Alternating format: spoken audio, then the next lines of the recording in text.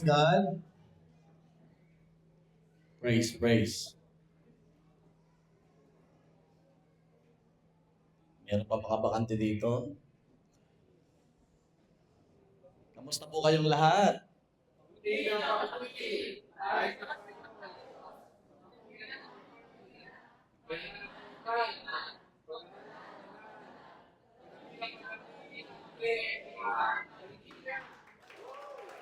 Isa pa nga po yung naniniwala po kayo nangyayari sa buhay niyo yan.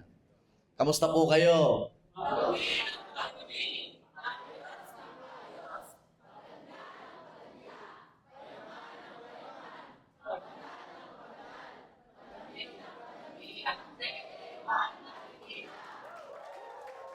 Amen. J1 Culture.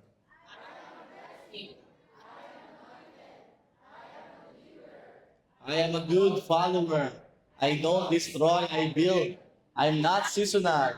I appreciate everyone, everything. I'm part of something big. I'm in partnership with Christ. I'm not extreme. Sabi mo sa tayo, partner. Kamusta ka? Yan, mukhang wala nakakamusta dyan. Puro yata work. Masyadong busy, ano? At least may nakamusta.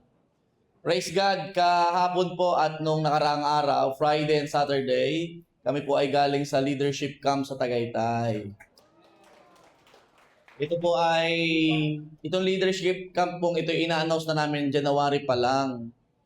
Kami po ay, biyaya po nila ay 15. Kasama po yung isang bata.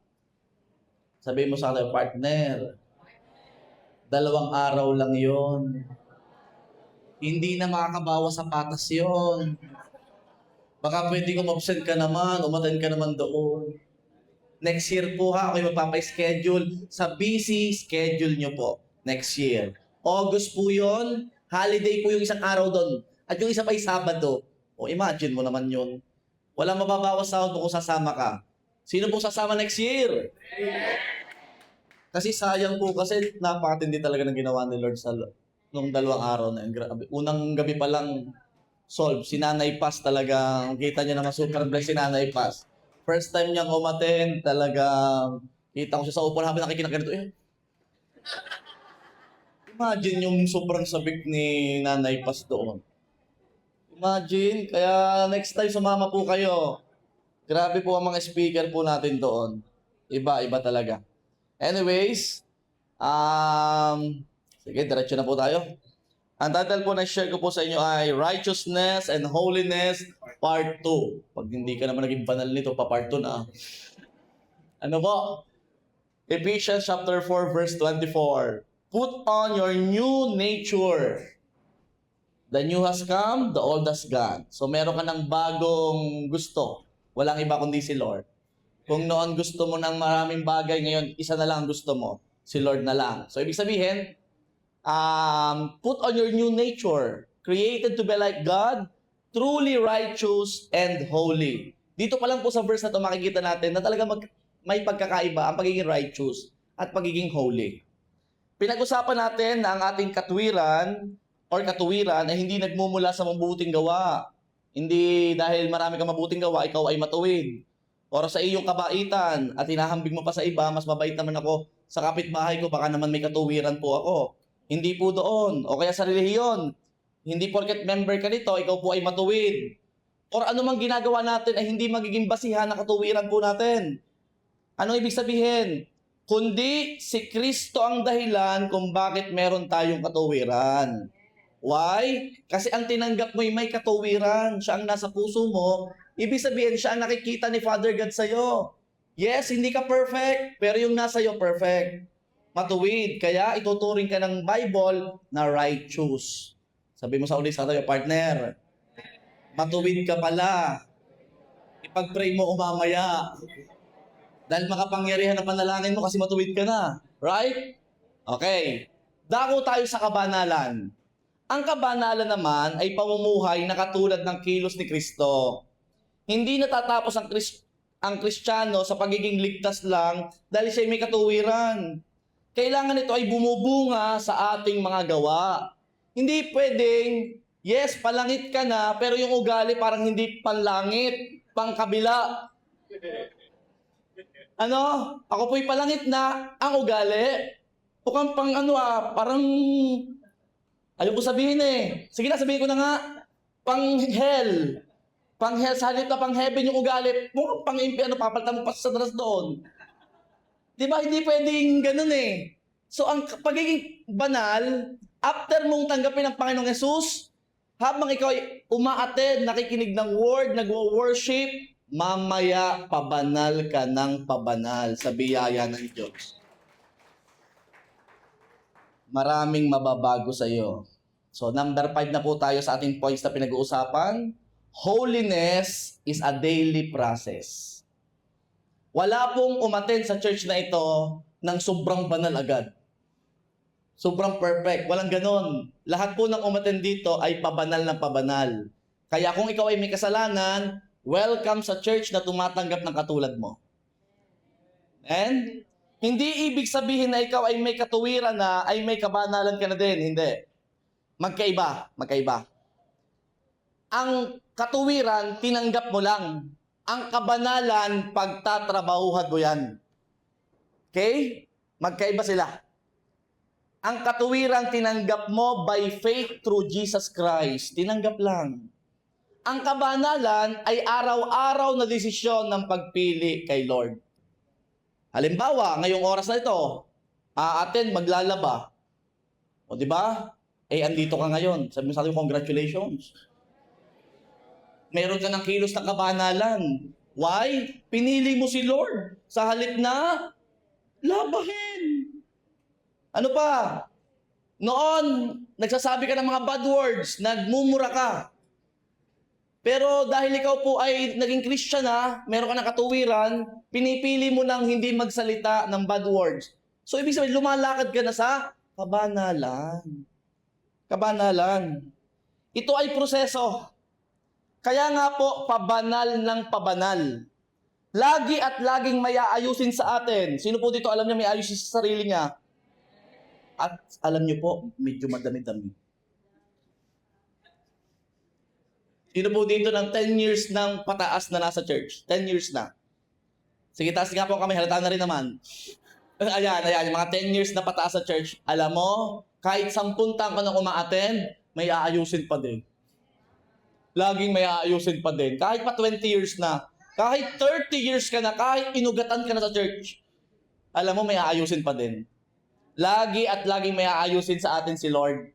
If we are willing, if we are humble, and if we are ready, may aayusin si Lord. Hindi dahil ligtas na ay perfect, or perfect na, pinagtatrabahuhan ng kabanalan. Hindi nangyari na lang basta ang mga nakikita niyong Kristiyano sa paligid. Hindi po nangyari na ganyan na yung kabait nung nagsimula. Nung habang yan ay umaattend ng church, saka pa lalong nagiging mabait. Hindi ganyan yan kagalang. Nung hindi nga nagbe-bless siya sa magulang, dito nga lang nakakita, ay, bless mo, pastor. Kaya pagdating niya sa bahay, nagbe-bless na din. Alam mo yon? So may changes na nangyayari. Dati, medyo madamot pa yan. Pag yan ay hiningan mo ng 20, nagtatanong pa yan, para saan yan? Kalaki naman. Diba? Yung mga estudyante dito, pag may singilan sa classroom na 5 pesos, ano sa sinasabi mo? Kalaki. Anong bibilhin dyan? Nagre-reklamo ka pa. Pero dahil naka-attend ka ng church, natuturuan ng pagbibigay, ang maliit kang bata dito, nagbibigay eh. Nakangiti pa yon.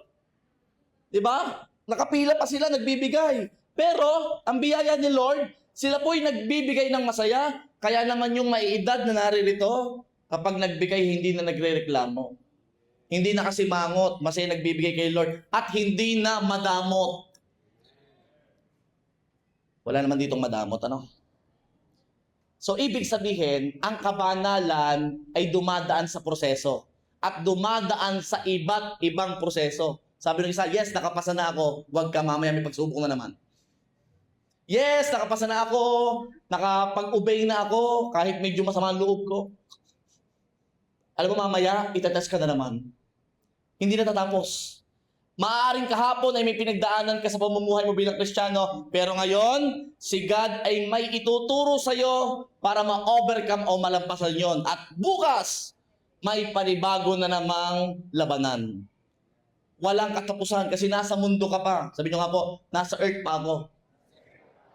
Sabi nga nung preacher po kahapon, tayo po ay manlalakbay lang sa mundong ito. Pag sinabing manlalakbay, wala pa tayo sa atin. Dahil ang atin ay langit. Ibig sabihin, kung manlalakbay ka lang sa mundong ito, dadaan ka lang dito. Ikaw naman, nag-enjoy dito.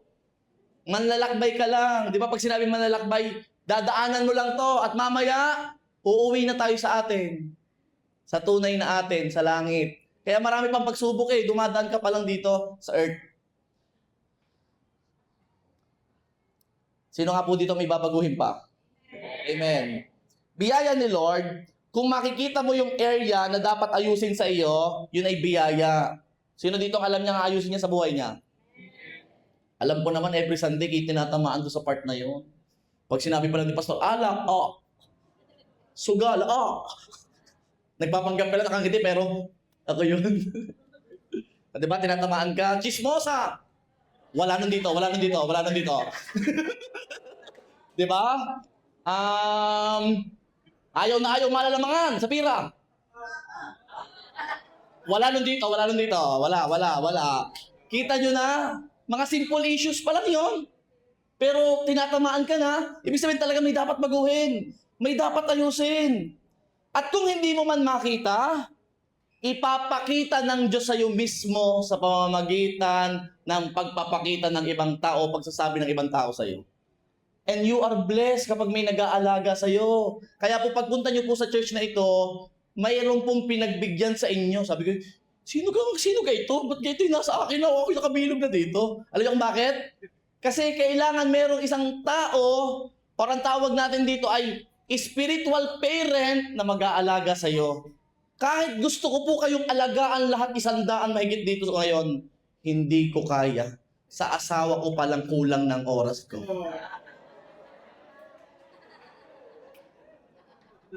Diba?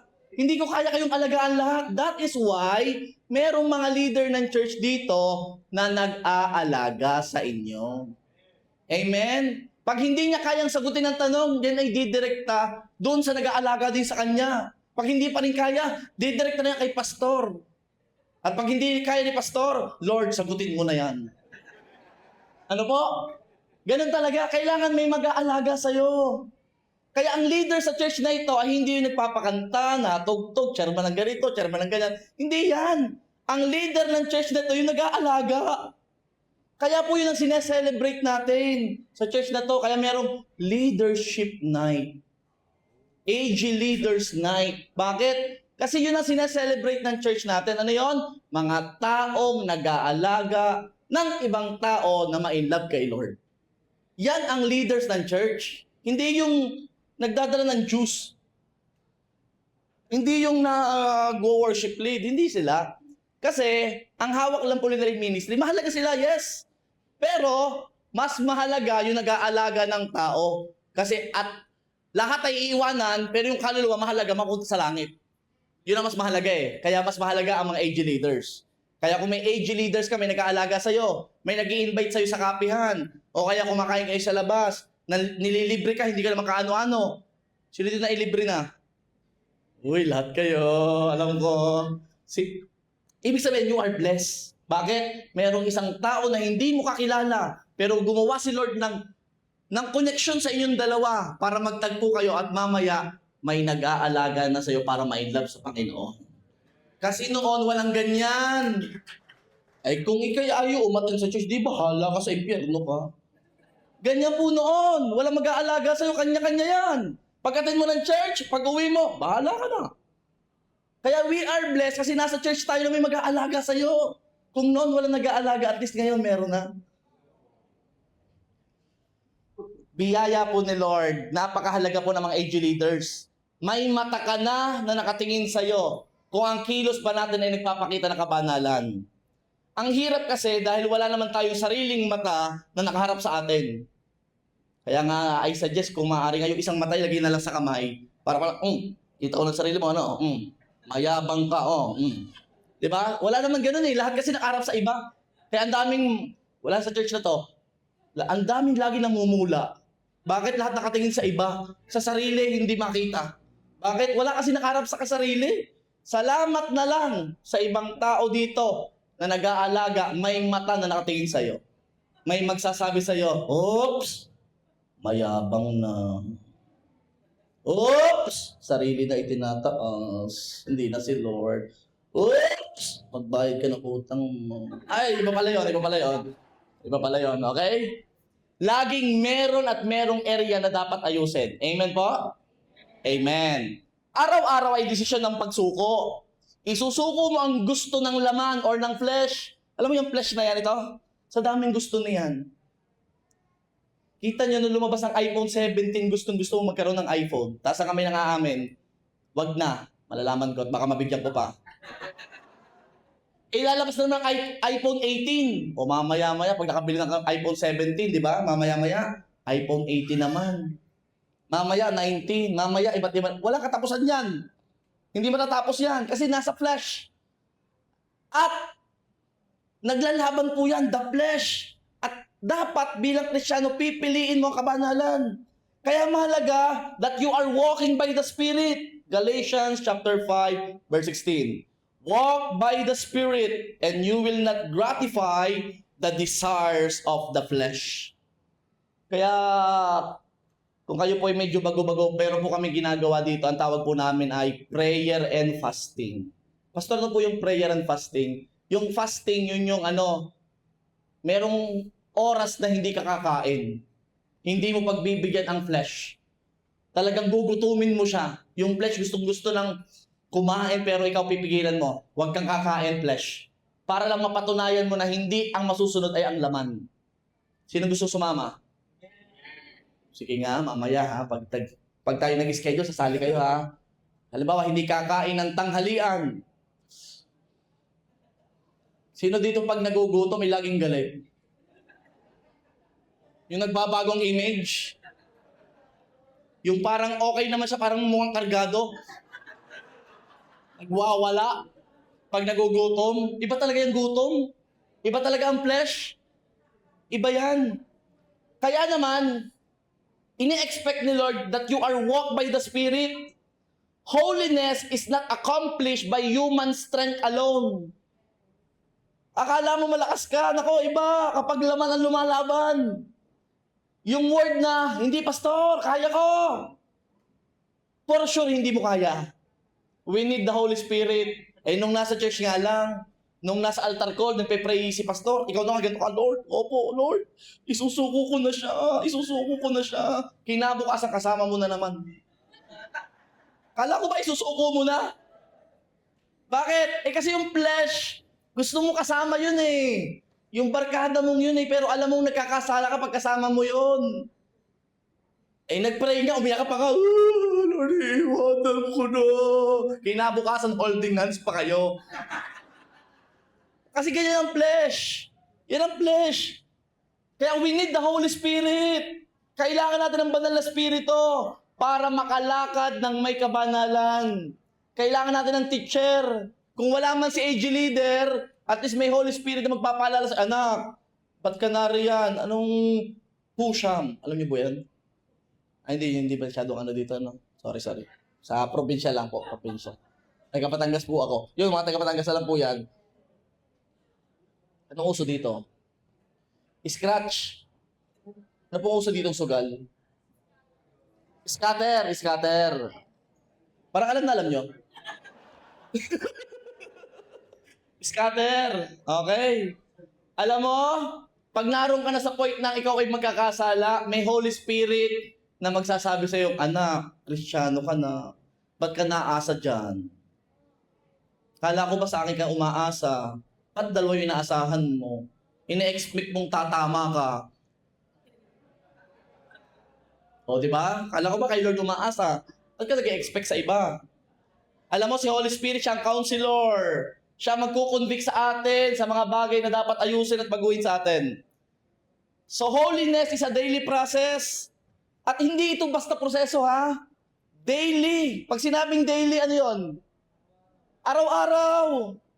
Ang proseso ay ang holiness ay hindi lang Sunday.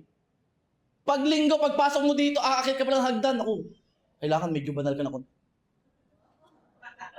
Pagpasok, Welcome. Alam mo, kabanal, hindi lang linggo. Kapatid, Lunes hanggang Sabado'y kasama. Amen? Pag dito, hindi ka nagsasalita ng ano, pero pag nasa inyo ka, pakinig kita, sumisigaw ka pa doon. Diba? Ang kabanalan po hindi lang panlinggo. Araw-araw po ang kabanalan. It is a daily process. It should be every day. Araw-araw. Naalala ko yung kantang, binabago mo ako araw at... Yung matatagal na Kristiyano, alam lang yun. Yung mga bago hindi alam.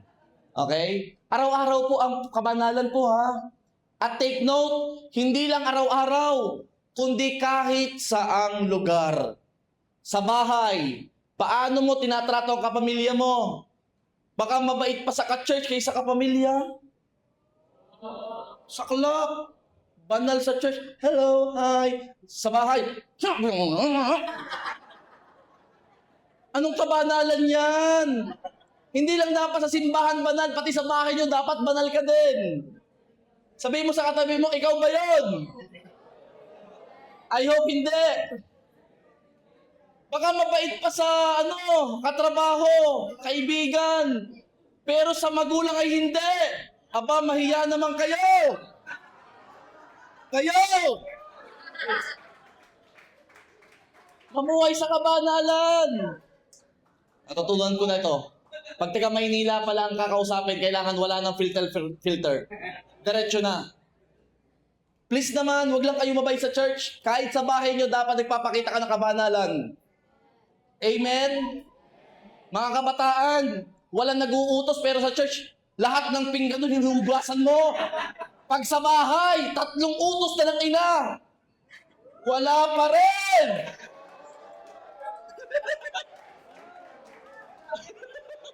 Aba naman! Pag inutusan ni pastor, talaga, opo, pastor, opo. Pag inutusan ng magulang, mamaya na.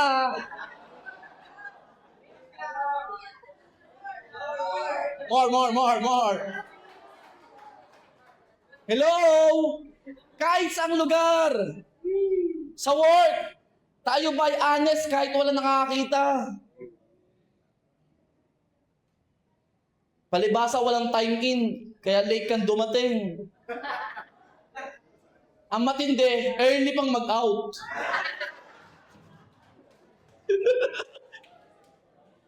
Kapatid, walang patama dito para sa pagtatrabaho. Walang patama. Kailangan you are a good steward ng pinagkatiwala sa iyo ni Lord. Trabaho man yan. Sa negosyo, pinipili mo ba ang dignidad kaysa kita? Tama ba ang sukli? Tama ba ang pagpapatong ng tubo? Tubo. Pag kayo nakita ko talaga na sobra-sobra, matutubuhin ko talaga. Kung si Lord mapagbiyaya, si Pastor hindi. Hindi naman, joke lang po yan. Sa relasyon, ino-honor mo ba ang Diyos sa pamamagitan ng pagtrato sa iba ng tama? O namimili ka ng bibigyan ng tamang pagtrato lang? Kabanalan, usapang kabanalan ngayon. Tapos na tayo sa righteousness. Yes, matuwid ka na dahil ng Panginoong Jesus. Pero nasa proseso na tayo ng pagbabago. Yes, ang church na ito yung mapagbiyaya. Dumating ka dito kahit ano suot, pwede. Walang babaguhin sa'yo pagdating mo dito. Yes. Pero sa proseso, si Lord ang magbabago sa'yo. May mga nagsasabi na konti, paunti-unti. I pray. Tanggapin mo na agad. May nakikita. Ito pa. Sa online, na ikaw lang ang nakakaalam at tumahimik ang sanlibutan. Anong pinapanood mo, tinitignan? May kabanalan kaya? Isipin mo na lang, kasama mo si Jesus, nanonood kayo parehas.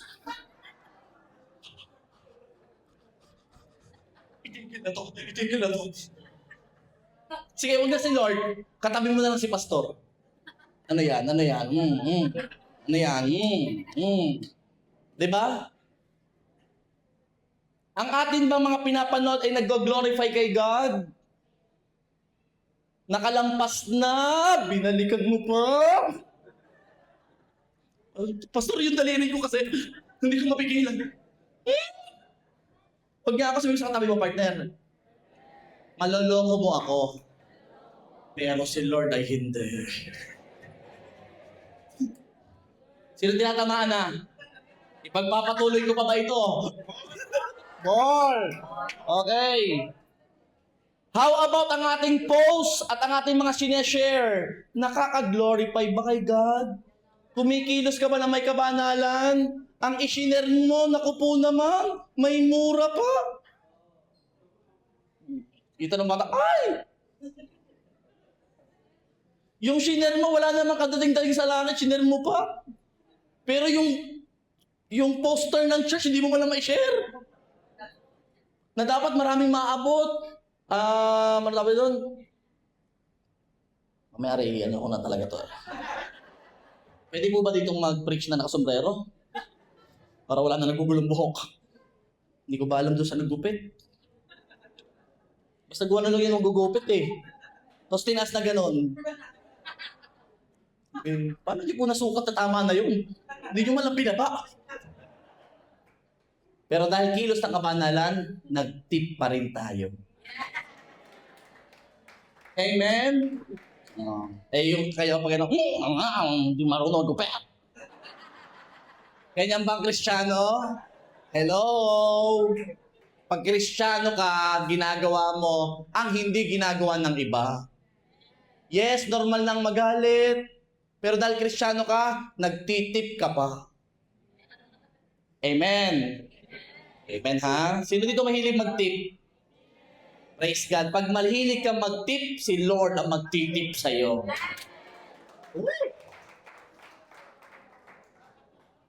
Ito na, lastly ng example. How about in secret? Sino ka kung walang nakakakita? Kung ikaw lang, sino ka? Ganyan din sa deliverance, sino ka? Buhay o patay? Sino ka pag wala nakakakita? Ikaw ba ay yung banal? O nagbabanal-banalan? O baka banal na aso? Santong kabayo? Natatawa ako. Hi. Hello? Kailangan may nakakita o wala, ikaw pa rin yan. Ikaw pa rin ang anak ni Lord. Wala nang iba pa. Amen? Nagpapakita ba ikaw ng kabanalan araw-araw at kahit saang lugar? Panahon at sitwasyon? Pastor, dinadala po kasi ako ng kaibigan ko doon sa inuman eh. Ay di umupo ka doon, pero wag kang iinom, may pagkwentuhan ka lang. Di ayaya po ako doon sa yung may ilaw-ilaw. Chug. Di maupo ka doon. Pag may umupong lasing na, sabi mo, alam mo, kailangan mo pang Panginoong Hesus. Sabi ng Biblia, huwag kang pakalasing sa alak. Makuspos ka ng Banal na Espiritu. Ganun! Makikisama ka pero hindi ka makikisama. Amen? Bakit mo kailangan gawin yon kahit saang lugar? Why? Para may makita silang liwanag at ikaw yon. Sige, palapan mo si Lord. At kung nakaya mo, kaya din nilang magbago. Pero kung ikaw pa nakikisama, kala ko Christian ka, linggo lang, paglinggo lang. Paano mo maaakay sa Panginoon yan? Amen? Ang kabanalan ay hindi tungkol sa iniisip ng tao sa iyo, kundi kung sino ka sa harapan ni Kristo. Ikaw naman, pag good points ka lang pag may kaharap na mga tao, mga Christian, mabait, maganyan. Pag wala na, kamusta ka? Kailangan, okay ka sa harapan ni Kristo. Ano, pastor, yung mga taong nagkiklaim na Christian daw sila, pero walang kakurap-kurap na gumagawa ng kasalanan, nagpo-post pa, nagma-my-day pa, nasa inuman. Pag Sunday, praise and worship. Pag Lunes, shout. Ano ba yun? Yung sinasabi ko naintindihan ang righteousness, naintindihan na siya ipalangit, tinanggap ang Panginoon Jesus, Pero hindi namumuhay ng may kabanalan. Mamaya malalaman nyo kung anong ginagawa ni Lord sa mga ganyan. May verse ako. Kukakatakot. No? Yung mga righteous through Christ, but not holy in living. Anong ginagawa? Hebrews chapter 12 verse 14. Make every effort. Yan, pinagtatrabahuhan talaga yan. May effort. To live in peace with all men and to be holy. Without holiness, no one will see the Lord. Pastor, picturean mo, ilagay mo sa sa cellphone agad yung tawag dito. Wallpaper. Wallpaper ng pinto, ng kusina, lahat ng pinto nyo may nakalagay na ganyan. Without holiness, no one will see the Lord. Hello? May verse. Iba kasi yung gumagawa ng paraan na makaiwas sa kasalanan. May conviction ng banal na espiritu sa tao. Doon sa nagkasala na hindi sinasadya at kung sinadya man ay agad na nahingi ng tawad. Pero yung namumuhay na, yung parang walang-wala na, yung parang okay lang, sige lang, okay na. Ang tawag ko dyan, ginagawang kalyo ang konsensya na kahit kurut-kurutin mo, wala nang pakiramdam. Kaya ang suggestion ko sa'yo, maging nana ka. Pag may kaunting kasalanan, naramdam, Sino dito nakaranas na may nana? Kasi sila kasi example lang, magaganda example ko. Di ba pag nahawakan mo yung nana, sasakit na naman talaga. Napakasakit. Ganyan din dapat ang kasalanan. Pag may nagawa ko, sorry Lord. Sakit! I pray ganon. Hindi ka kalyo. Paulit-ulit mo lang ginagawa yung kasalanan. Okay lang, walang nararamdaman. Hello? Sabi mo ulit sa kayo, partner. Mamuhay ka ng may kabanalan. Tingnan mo lang yung partner mo. Pag lalaki yan, titigan mo sa mata. Yang matang yan. Sabi mo, yang matang yan. Huwag laging chicks ang hanap.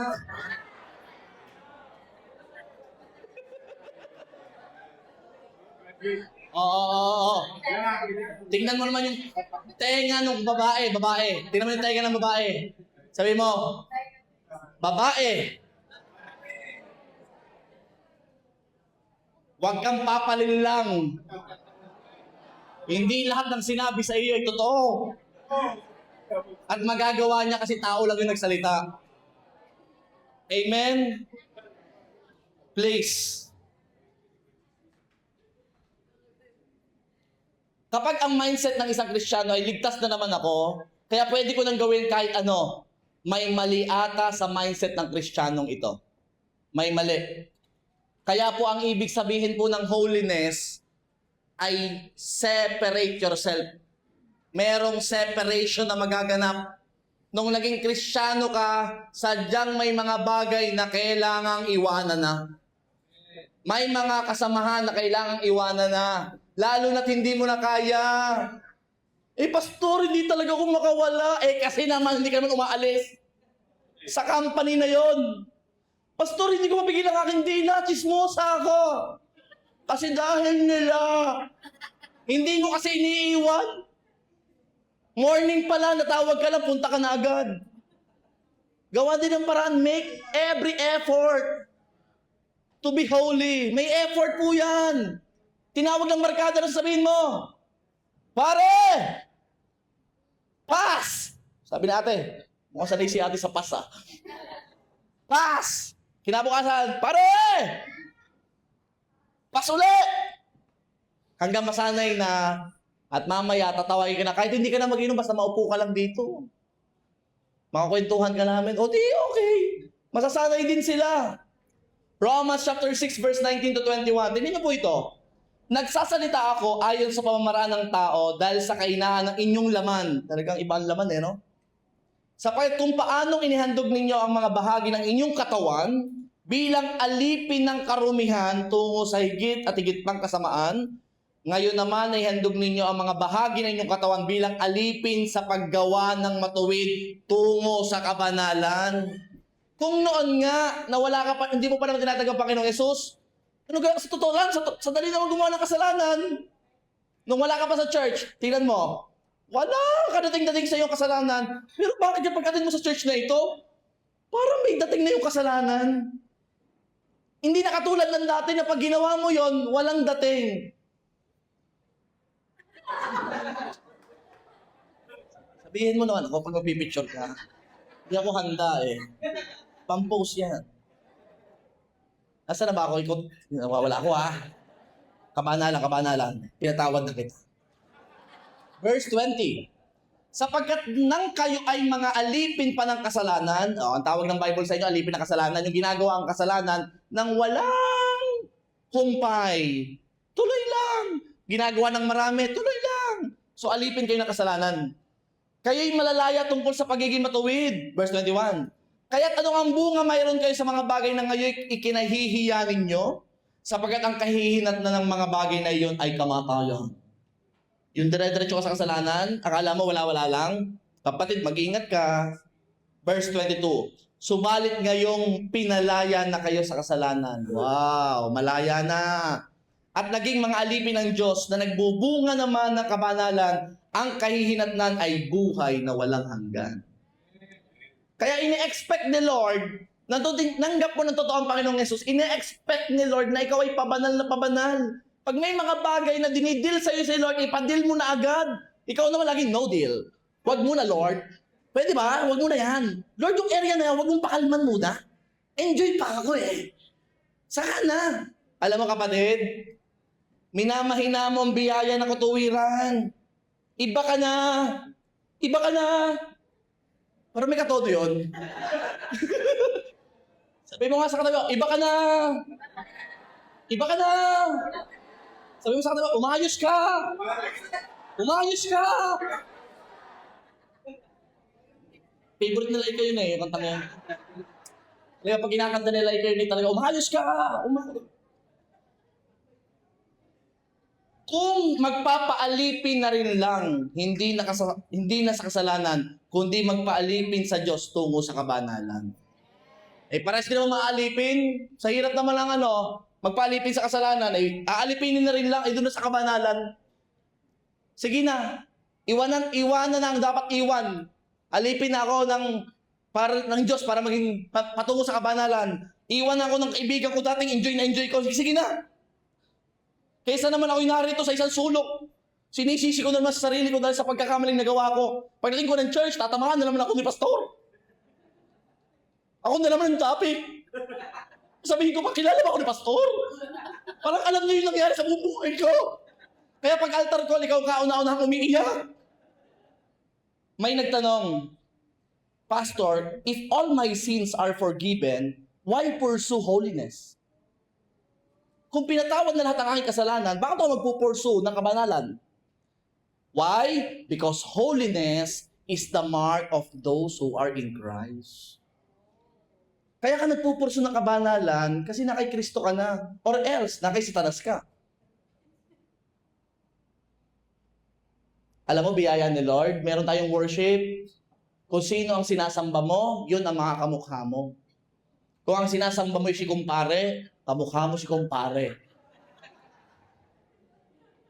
Kung ang sinasamba mo ay yung iyong kasalanan na yan, mga kamukha mo yan.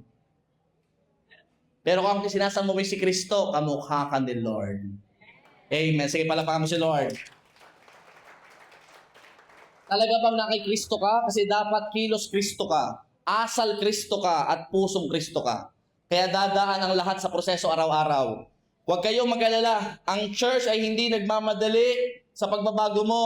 Pero ako'y naniniwala, ang Diyos ay babaguhin ka sa mabilis na paraan. Ang bawat isa ay aayusin ni Lord sa pamamagitan ng pagpaparanas na matinding pag-ibig niya sa iyo.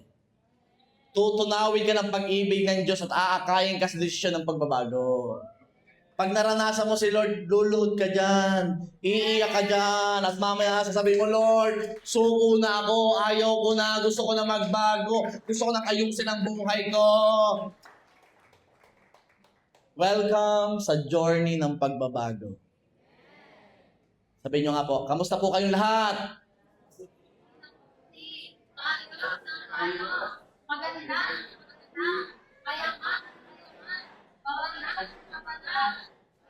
na yung padami na padami. Okay, hanggang doon na lang muna. Amen? Number 6. True holiness produces fruit. May bunga. If a person has genuinely encountered Christ, there should eventually be evidence of transformation. Hindi pwedeng masabi na, ay, ako'y Kristiyano. Ang bunga, may pagbabago. May bunga, hindi puro bunganga. May bunga yan, kapatid. Matthew 7 verse 20. Yes, just as you can identify the tree by its fruit, so you can identify people by their actions. Kanino bang tao ka?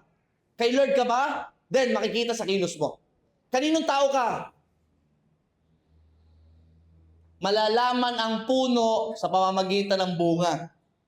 Ito bang taong ito ay sa tao ng Diyos o sa tao ng mundo? Madaling mahalata sa kilos pa lang. Holiness produces fruit. Madaling makita at mahalata ang Christian na namumuhay sa kabanalan. Pinipili ba niyang umibig sa halip na mamuhay sa sama ng loob? Mga nagtatrabaho, baka may kagalit ka pang ka-office mates mo. Hindi kita kakausapin hanggat hindi ka humihingi ng sorry. Pag dadaan ako sa table mo, hahampasin. Kabanalan ba yan? Pinili mo bang magtanim ng sama ng loob? O pinili mong umibig kahit ganyan yung katrabaho mo? Pinili niya bang magpatawad sa halip na magtanim ng galit? Pinipili mo bang magpakumbaba sa halip na magbataas? Sabi nung mapagbataas, ako pa! Sino siya? Kung no, sinasabi mo yan, ngayon sasabihin mo, sino ba ako para hindi magpatawad? Sabihin mo sa katabi, partner, usap-usap na. Ibaba mo ang pride. Or else sasabunin kita. Ibaba mo ang pride. Pinipili mo bang maging pure or malinis sa halip na kasalanan? Pinipili mo bang maging mapagbigay sa halip na kadamutan? Pinipili mo bang sumunod sa halip na pagre-rebelde? Kung noon, nagagalit o nagtatanim ng sama ng loob kapag may nangyaring ganito, pero ngayon, iba na. Umiibig ka na. Kapag may ginawang mali ang kapwa mo, anong ginagawa mo? Nilalawakan mo ba ang iyong pangunawa? O hanggang ngayon, makitid pa din. Yung kitid, diretso sa iyo lang. Nasaktan ako, kawawa ako, maghihiganti ako. Ang kitid, palawakin mo. May dahilan kung bakit nagawa. At kung walang dahilan, hindi pa pwede magpatawad. Ito ang patunay na buhay ng Diyos ang sinasamba mo dahil siya ang nagbabago ng tao. At ang ultimate goal ay hindi lang magbukang banal. No, hindi lang yon. To look holy, no. The goal is to know God, walk with God, and become more like Christ. That's the goal, Christian, kung bakit tayo linggo-linggo'y nakikinig ng word. Kung kayo ay araw-araw nagbabasa, praise God. Nakikinig kayo ng worship, lumalapit kayo sa Panginoon. Ito po ang dahilan, to be more like Christ. Alam mo, biyaya nila, may nabago na naman sa iyo. Kahit papaano. Kahit papaano. Yung mga alaga ko, may nabago na naman. Kahit papaano. Kahit papaano. Thank you, Lord, sa panalangin. Sinasagot ni Lord ang panalangin. Lord, baguhin mo na yung lagi na lang huli. Woo! Sana, Lord, pagdating sa rapture, mauna siya. Di ba? Yan ang ultimate goal. Ephesians chapter 5 verse 2. Live a life filled with love. Oh, di ba? Following the example of Christ. That's the target. He loved us and offered Himself as a sacrifice for us, a pleasing aroma to God. Kung ang puno ay mangga, ano ang bunga? So yung sabing saging? Mangga. Kung ang puno ay saging, ano ang bunga? Kung ang puno ay si Jesus, ano ang bunga? Si Jesus at siguradong kabanalan ng bunga. Kaya dapat tama ang puno. Tama ang puno. Maging kamukha ni Jesus kung si Jesus ang puno. And lastly, number 7, righteousness and holiness work together. Hindi pwedeng righteousness lang. Ligtas na ako, gagawin ko na lahat ng gusto ko. Hindi pwedeng holiness lang. Kailangan ko maging banal para tanggapin ako ng Panginoon. Hindi pwedeng isa lang. Kailangan they work together. Kapag pinag-usapan natin ng righteousness, people may think, because Jesus saved me, I can live however I want. Dahil ligtas na ako, mabubuhay ako sa paraan na gusto ko. Yan ang sasabihin nila. Total, ligtas na naman. Pwede ko na bang gawin kahit ano, pastor? Total, righteous na naman ako, pinatawad na kasalanan ko, ligtas na naman ako, pwede ba akong mabuhay sa paraan na gusto ko? The answer is, no. At kung ang sagot mo ay yes, gagawin mo lahat, who told you? Kung talagang naunawaan mo, hindi mo yun gagawin. Ginawa ng Diyos yan na maging matuwid ka, namatay si Jesus para sa'yo, pero ang tanong, yan bang isusukli mo sa ginawa niya? Gagawin mo ang lahat ng gusto mo? At kung maiintindihan mo na ang iyong katuwiran ay ibinigay lang sa pamamagitan ni Jesus, mauunawaan mo na ito'y biyaya lang. Ibinigay lang kahit wala tayong ginagawa or hindi tayo karapat-dapat tumanggap nito. Dapat lang, tama ang biyaya na katuwiran na tanggap mo kung aakayin ka nito sa kabanalan sa halip na sa kasalanan. Kasi kung tinanggap mo, Lord, ligtas na ako, matuwid na ako, at dinadala ka nito sa kasalanan, mali, hindi tama ang tinanggap mong katuwiran. Kasi kung naunawaan mong namatay si Jesus para sa akin, then lalakad ka sa kabanalan.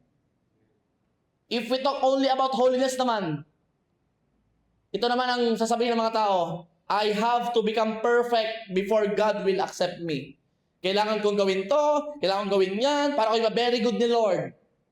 Kailangan kong gawin to, ito, lahat yan, dapat perfect, para tanggapin ako ng Panginoon. Ito naman yung mga issue ng mga matatagal ng Kristiyano. No. Hindi mo kailangan maging perfect dahil wala ka pang ginagawa na matay na si Jesus sa'yo at mahal ka niya. Wala kang dapat patunayan. Tanggap ka niya maging sino ka man. At saka kung hindi mo unawa kung ano talaga ang katuwiran, na ito ay biyaya lang, ibinigay lang, at kung alisin mo ang katuwiran at itira mo lang ang kabanalan, ano mangyayari? Ang laki-laki ng posibilidad na maging sobrang istrikto pagdating sa kabanalan. Ang laki-laking ng posibilidad na maging stricto pagdating sa kabanalan dahil akala ata ay sila lang ang banal dahil sila lamang nakakasunod. Sila ang banal dahil kinaya nila. Hindi nila alam, biyaya at kinaya nga. Hindi ba dapat maging mapagbiyaya tayo sa iba pagdating sa kabanalan dahil wala naman talaga nakasunod na may perfect score? Wala, ang dami kang sumablay eh. Sa halip, tulungan, akayin, tanggaping muli ang nagkamali at hayaan si Holy Spirit ang bumago sa kanila. And you will see na mas matindi talaga ang kilos ng Diyos kaysa kilos mo para sa kanila. Minsan, sa ibang Christians, wala nang dito. Inconvenient na ang pagsunod. Hirap na hirap ng Kristiyano at malayo na sa turo ni Kristo. Bakit? Dahil dapat kung anong ginagawa namin, ginagawa nyo din. Nagtitiis kami, magtitiis din kayo. Yung ibang Christian, naaawa talaga ako, personally. Pagsusutin ng hindi naman okay sa paningin ng iba. Pero dahil sa tindi ng teaching ng pagsunod, talagang kailangan sumunod, obedience. Tindi, ang tindi ng preaching. Pinatamaan na. Pag hindi ka sumunod. Alam mo, nakakaawa yung Kristiyanong nabugbog ng word. Pagsusuotin ng ayaw, pag gagawin ng ganito na hindi naman gusto ng kalooban niya. Labag sa loob na sumunod. Awkward na gawin, pero ginawa pa din. Bakit? Kasi nga, masunurin. Naparing ka na. Malimit, wala ng free will gawin dahil sobra na sa kahigpitan na palagay nila ay kabanalan pa, yun pala'y kaapihan na para sa kasama nila. Biblical kuno, pero wala ng love. Namamahiya na. Ginagamit ang pulpit para saktan ng iba. Litare. Umahanda na ako sa basher. Nang puput down sa iba, masunod lamang ang kultura nila sa simbahan or nakakalakihan nila sa simbahan. Bawal ito, dapat ganito. Bawal yan, masama yan, dapat ganito. Kaya naman takot na ang mga miyembro mag-imbita dahil baka hindi din tumagal o kaya naman mapatamaan din ang inimbita nila. Why? Kasi sobrang higpit na. Ang palagay nila yung lahat na ang nasa loob banal lang. At na nasa labas, lahat kayo marurumi. Lahat may mali kayo. Hello? Malupit, pero hindi mabait.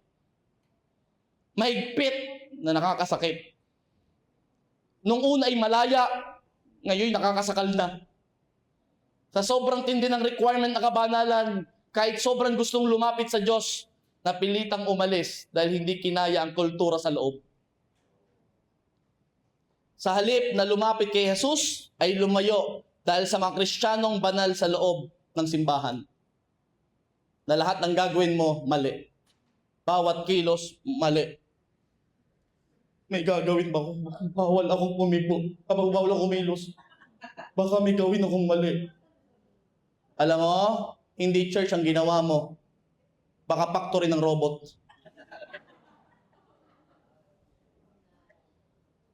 Hello? Thank you, Lord, sa church na handang tumanggap at hindi ka huhusgahan pag pumasok ka sa loob. Sige, palapakan mo si Lord. Meron ko akong ipapakitang picture po sa inyo. Yan. Yan po si, mas kilala sa Mahatma Gandhi. Pero ang kanya pong pangalan ay si Mohandas Karamchand Gandhi. Siya po ay Indian lawyer, anti-colonial nationalist, and political ethicist who employed non-violent resistance to lead the successful campaign for India's independence from British rule. So siya po ang ginamit para makalaya ang mga taga-India. Ang India po ay napakalaking bansa. I think top 2 sa most populated country sa buong mundo. Alam mo, sikat siya sa mga quotation na, baka nababasa niyo mga quotation, be the change that you wish to see in the world. Siya nagsabi po niyan. Ano ba sinabi ni Mahatma Gandhi? Live as if you were to die tomorrow. Learn as if you were to live forever. Gaganda ng mga quotation niya. Meron pa siyang quotation na pang Christian. Hate the sin, love the sinner. Siya nag-quote niyan. Tandaan, si Mahatma Gandhi ay hindi Christian. Hindi siya Christian. Kaya po merong isang missionary na nagtanong po kay Mahatma Gandhi. Sabi ng missionary, tatagalogin ko na ha. Tagalog translation. Kung bakit daw, tinanong si Mahatma Gandhi, kung bakit daw niya nire-reject ang pagiging follower or pagiging Christian, gayong ang dami-dami niya namang kino-quote about Christianity tulad niyan. Alam mo ang sagot ni Mahatma Gandhi? Ito ang sagot niya. Oh, I don't reject your Christ. I love your Christ. It is just that so many of you Christians are so unlike your Christ. Gusto si Kristo, yung Kristiyano hindi. May Diyos daw, hindi naman halata. Alam mo, kung itong si Mahatma Gandhi ay naging Christian, ay baka buong India ay Christian country. Sayang. Kasi may nakita lang sa mga Kristiyano na banal-banalan pero wala naman talagang Kristo sa buhay. Masakit pero eye-opener sa ating itong lahat. I-check po natin ang kabanalan pa ba natin ay nasa lugar. Kamukha pa ba talaga ni Jesus? Pag-ibig pa rin po bang sentro ng paglilingkod or pakikipagtrato sa iba? Sa halip na mangusga, mamaliit, i-insist ang sobra-sobra mga dapat gawin. Dito ka magsimula, Kristiyano. Makinig ka mabuti. Dito ka magsimula. James 5:16. Kaya't ipahayag ninyo sa isa't isa ang inyong mga kasalanan at ipanalangin ninyo ang isa't isa kung upang kayo'y gumaling. Ang panalangin ng matuwid ay makapangyarihan at mabisa. Anong sabi po dyan? Ipanalangin ninyo ang isa't isa. Sinabi bang husgahan ninyo ang isa't isa? Ano sabi? Ipanalangin. Tingnan ba mula ulo hanggang paa? Ang sabi, ipanalangin. I-discriminate ba? Ang sabi, ipanalangin. Layuan ba? Ipanalangin. Ang sabi, ipanalangin. Ito mo ang sinabi, ipanalangin ninyo ang isa't isa. O, kita nyo na? Bakit? Hindi ginamit yung ikaw lang. Ipanalangin nyo siya. Yung makasalanan, no? Ipanalangin mo din ikaw. Baka may mali na rin sa'yo. Kaya isa't isa. Dahil ang nagkasala at humusga sa may sala ay parehong hindi pa magaling. Ipanalangin ang isa't isa upang kayo'y gumaling. Ang term na ginamit, kayo'y gumaling. Hindi sinabing siya'y gumaling. Ang sabi, kayo, yung nang hinusgahan at yung nangusga, baka hindi magaling. Ipanalangin ang isa't isa. Kayo'y gumaling. Baka may problema sa mindset. Kaya pag nag-pray ka, Lord, samahan niyo po ang taong yan. May love sa'yo, Lord. Baguhin mo ang buhay niya. Dati po siyang drug addict, pero Lord, alam ko may love siya sa'yo. Lord, ako din po, baguhin niyo po ang mindset ko. Pwede po siyang magbago. Kahit hindi ako gamitin, ikaw lang, Lord, sapat na para baguhin ang taong ito. Sige, palapakan mo si Lord. Kung matuwid ka, then, ipanalangin mo sila. Upang sila'y gumaling, kasama ka na din. Pastor, ibig bang sabihin hindi ko napagsasabihan? Hindi ganon. Pwedeng pagsabihan. Tandaan ang lagi kong sinasabi. Kuhanin muna ang karapatan na magsabi sa kanya. At kung masabihan, tingnan din kung papakinggan ka. Halimbawa, i-assess mo. Pag ba ako nagsabi, may karapatan ba ako? Pag wala, wag. O may karapatan ka. Ang sunod na tanong, pag ba sinabihan ko makikinig? Ay baka hindi pa akong tamang tao na magsabi sa kanya. Alam niyo sa church na to, kahit pa ako ay may authority na magsabi, alam to ng mga leaders, kahit ako ay may authority magsabi, dahil hindi ko naman pa napapakitaan ng pag-ibig, alam mo ginagawa ko? Pinupunta ko yung AG leader at siyang pinagsasabi ko. Dahil wala akong karapatan kahit ako'y nasa posisyon. Kasi hindi ko pa siya napakitaan ng pag-ibig. Ganon din po tayo Hindi porket alam mo ang tama, ang feeling mo ay kay matuwid, tamang ginagawa mo, ay may karapatan ka na. No. Nagturo si Jesus para magkaroon ka ng karapatan. Kailangan ikaw muna ang nagpakita ng pag-ibig. Dahil ang mga taong nagpakita na ng pag-ibig, pag nangorek, ang sarap tanggapin. Yung napakain ka ng 10 Jollibee, anong aayusin ko? Siya na magtatanong sa'yo, bakit? Nagmula sa taong nagmamahal sa kanya. Alam niya kasi nga ayusin, hindi ipuput down. Alam kasi.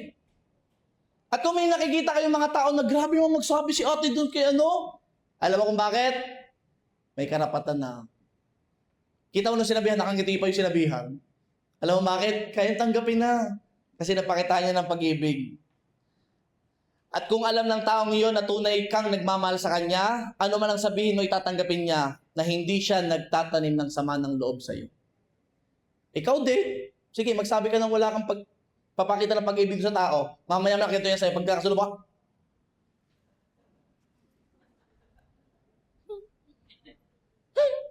bakit? Sinabihan mo, wala naman kayong relasyon dalawa eh. Ano? Amen po ba? Pagalingan sa pagkuha ng karapatan. 10 Starbucks lang. Magastos ang pagkuha ng karapatan. Magastos. Amen? Another thing, lagi ko naririnig to sa mga ikaw ba nagpapalamon dyan? Naririnig nyo yun sa mga bata, yung mga estudyante? Ikaw ba nagpakain yan para ganyanin mo yung anak ko? Alam mo, yan din ang sinasabi ni Jesus. Napakita mo ng pag-ibig tong anak kong ito para husgahan mo ng ganyan. Pinagtatanggol niya ang makasalanan, bumato ang walang kasalanan. Sige, palapakan mo si Lord. Kaya naman, magkakasama din tayo patungo sa kabanalang kusa mong ginawa at pinagdesisyonan dahil tunay ka na nagmamahal kay Kristo. Ay, nako, welcome. Welcome sa journey na ikaw na magdidesisyon na magbago dahil nangusap na sa iyo si Lord. Hindi napilitan, kundi gusto mo na talagang maging banal sa paningin ng Diyos. In conclusion, kaya meron pa bang area ng buhay natin na hindi pa natin nasusurrender kay God? Kung meron pa, alam mo, sometimes God is not asking us to do something new. He is asking us to let go of something old. Pwedeng secret, sin, unhealthy relationship, pwedeng bitterness, pride, lust, greed, unforgiveness, dishonesty, or addiction to something that is taking God's place. Meron ako sasabihin sa inyong lahat. Binabalansin natin ano? Binabalansin natin ang mapagmahal na Diyos at makatarungang Diyos. Bitawan mo na sa tulong ni Lord. Binabalansin natin. Hindi may batas, pero may pag-ibig. Sabay natin gagawin. Amen? The Holy Spirit is saying, give it to me. Give me your burdens. Give me your fears. Give me your worries and your pain. You don't have to carry what God is asking you to surrender. Ang hirap pag may daladala ka. Every time na pupunta ka dito, every time na uupo ka dyan, lagi mo sasabihin, pinatatamaan ako ni Pastor. Hindi kita pinapatamaan, kinakausap ka talaga ng Diyos. Si Lord na talaga yan. Dahil hindi naman kita kilala. Kinakausap ka ni Lord. Sabi ni Lord, surrender. Ikaw naman, carry. Surrender. Hindi po, kaya ko to. Surrender. Hindi po. Mabigat yan. Matindi may dalahin. Mahirap may dalahin. Kahapon sa leadership camp, grabe. Kahit mga pastor na, nag-iiyak doon. Kasama ko. Alam mo bakit? Lagi may didil si Lord eh. Kumakanta lang, pero naiiyak ka na. Sabi, Lord, kung meron pa akong hindi na surrender, Lord, tulungan mo ako may surrender. Tulungan mo ako. Hindi ko kaya, kung ako lang. Meron nagtanong, Pastor, lagi akong bumabagsak. Meron akong kasalanan na paulit-ulit. Ihingi akong tawad, babagsak ulit.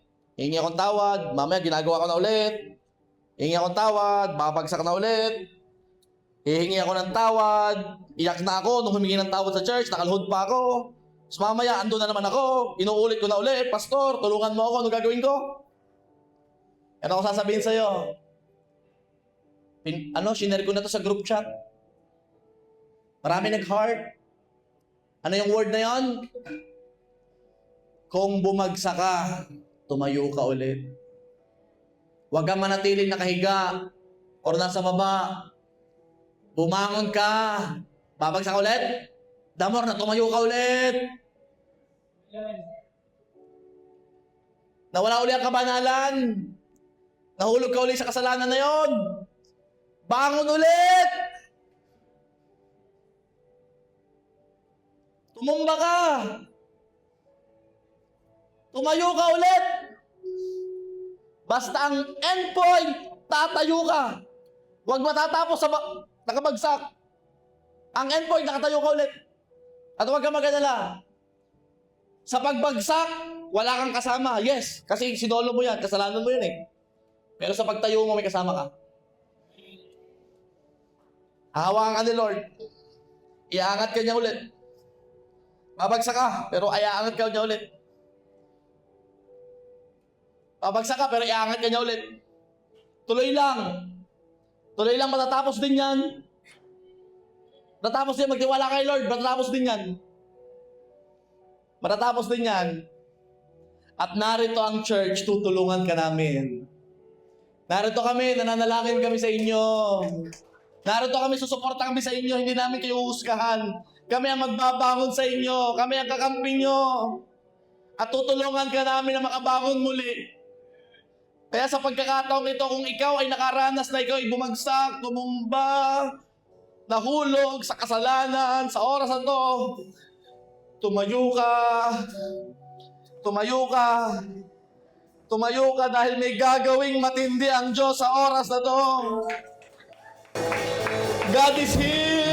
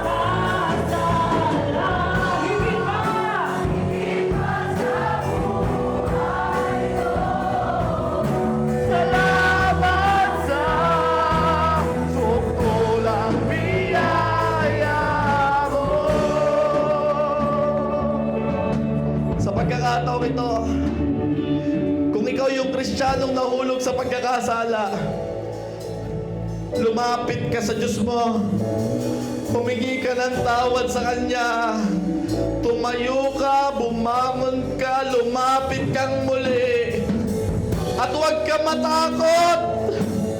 Kung naiisip mo na, Lord, baka bumagsak ulit ako, sinasabi ng Diyos sa'yo, ibabangon kita, itatayo kita, hindi kita pababayaan, hindi kita iiwan, may kasama ka sa pagbangon mo, may kasama ka, niyayakap ka ng Diyos, sa'yo karumihan.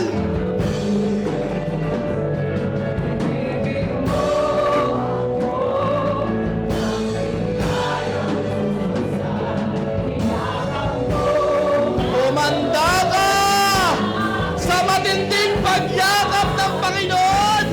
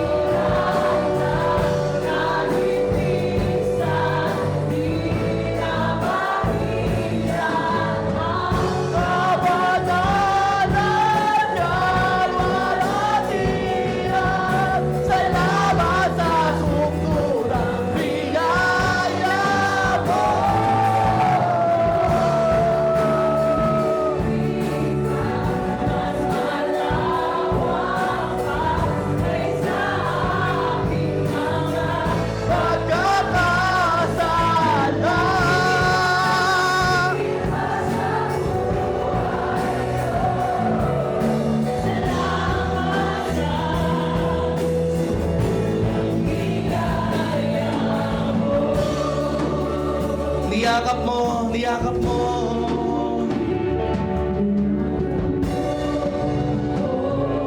Sa aking karunungan, inibig mo ako.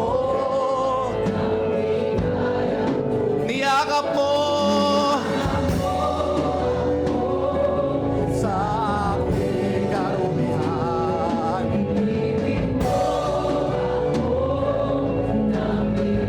Niyakap mo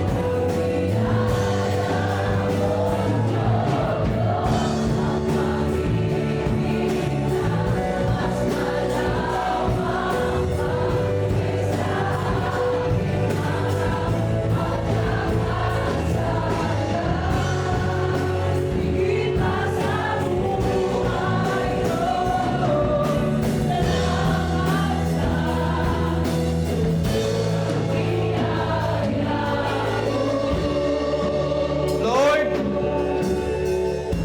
para nakakahiya, mahuhulog, itatayo mo, babagsak, ibabangon mong muli.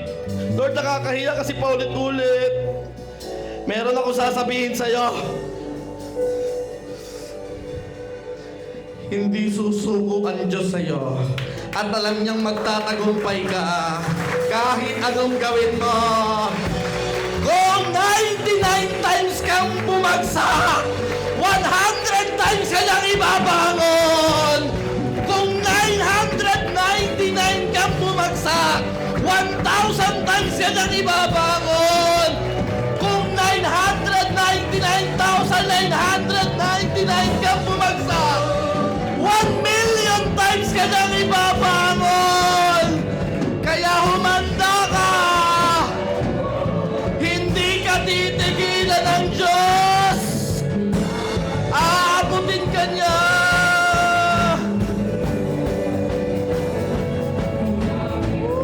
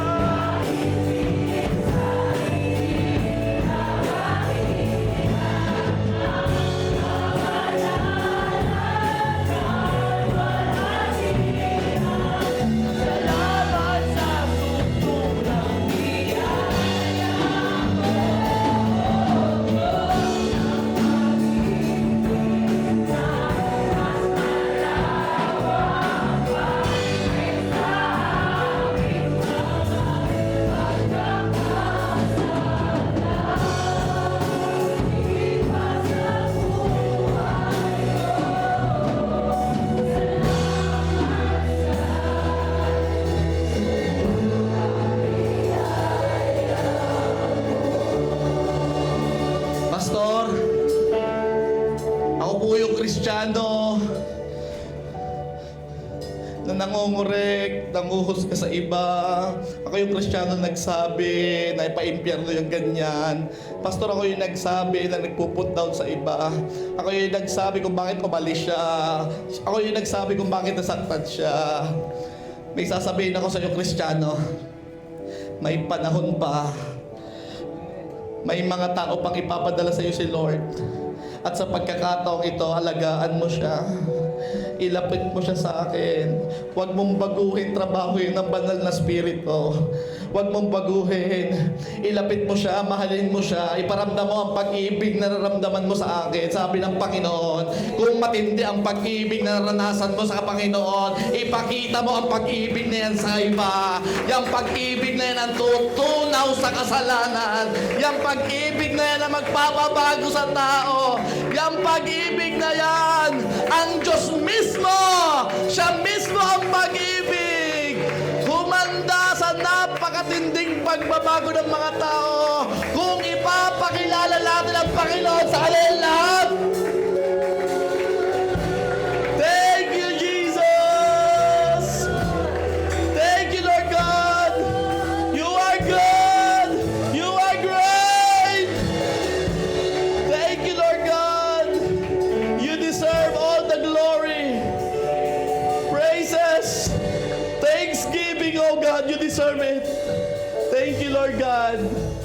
In Jesus' mighty name, amen.